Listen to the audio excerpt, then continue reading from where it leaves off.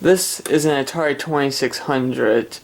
As probably many of you know, this is one of the first video game home systems, and it was the first one to get really popular. As you can kind of see, the design is very interesting. I'm not sure what exactly Atari was going for with this design, but it doesn't look like any video game system that we are all aware of.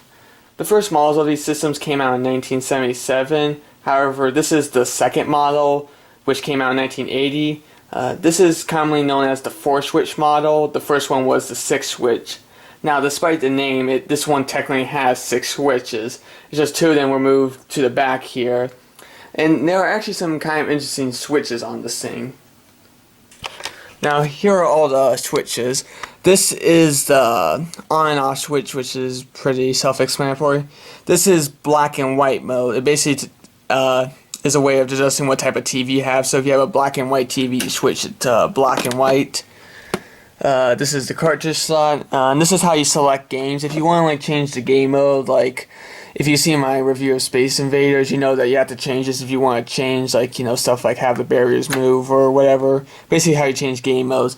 And this is the reset switch, which is still something we see a lot of on retro systems.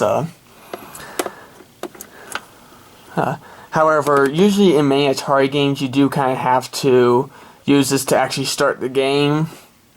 And these were the 2 switches that were moved to the back. This is difficulty. You switch it between A for X for B for novice. And this is the same thing but for player 2, but some games do use it, they combine these 2 switches to change game modes, I believe.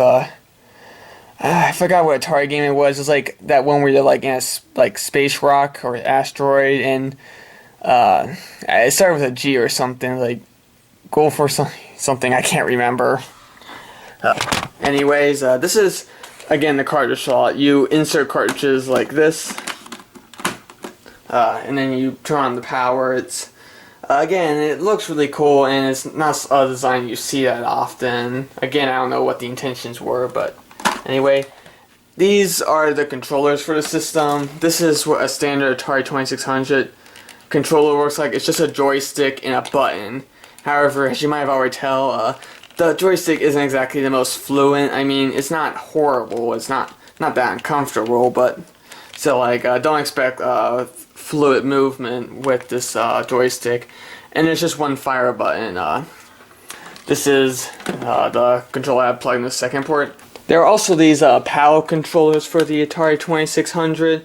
Unfortunately, mine have kind of broken a little, but basically it was intended for some games. One of the launch titles was Video Olympics, which was just a series of Pong games. But yeah, this is kind of what you would use it for, those type of games. I don't really have any games that support, and I think a majority of them can still technically use the Atari 2600 standard controller, but one thing worth knowing about these controllers is that you can actually plug a Sega Genesis into the Atari 2600, and it actually will work. Use the D-pad. The D-pad on the Genesis, represents this, and the B button represents this. So yeah, I thought that was pretty cool. Some games use both of these controllers to control the overall game. However, I think the only game I can really think of that does that is Raiders of the Lost Ark, and I think that's about it, really. The Atari 2600 had a really good lifespan. It came out in 1977 and lasted all the way up to 1990, with its last game being Clax. There was one more model released for the system after this 4-switch model. It's worth knowing that this 4-switch model is probably going to be more common than the 6-switch model, because the 6-switch model only had about a 3-year run, while this had about a 6-year run.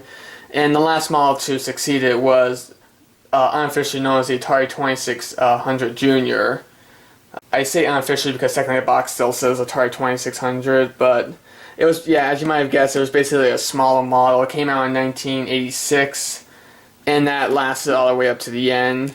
The Atari 2600 had a few successors. There was the Atari 5200, which was a more powerful version of the 2600. There was also the Atari 7800, which did try to coexist more with this. First off, the Atari 7800 was backwards compatible with all 2600 games, while with the 5200 you had to buy an adapter. And on top of that, that's around the same time when Atari released the Atari 2600 Junior, and Atari did still support the Atari 2600 even with the Atari 7800. The Atari 7800 was a bit more successful than the Atari 5200, but even the Atari 2600 Junior was more of a success than the 7800.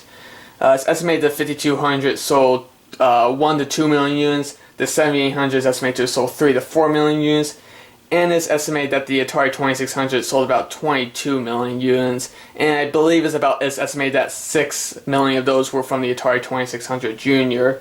So yeah, the Atari 2600 had an impressively long run, lasting 13 years, again from 1977 to 1990.